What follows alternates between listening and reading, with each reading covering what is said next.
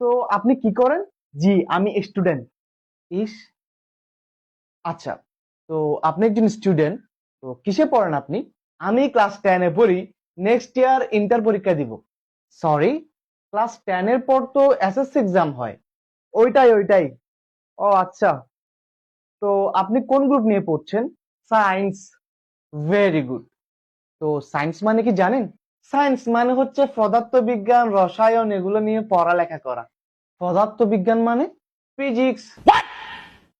আচ্ছা, বাদ দেন। আপনি তো ক্লাস 10 এ পড়েন।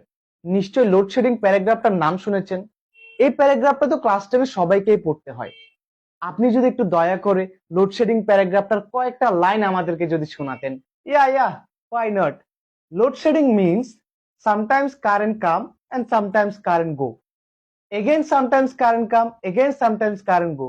Current come, current go, current come, current go, current come, current go, and it's continued. When we were a child, we enjoyed the load shedding because at that moment when current go, we don't study.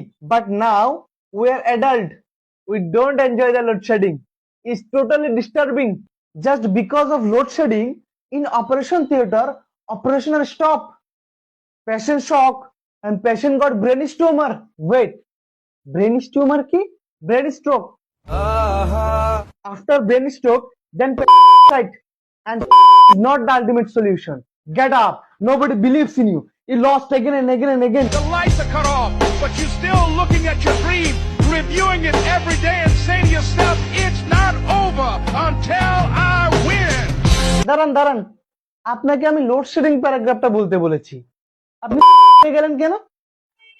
ও তাই তো, ভাই বাদ দেন।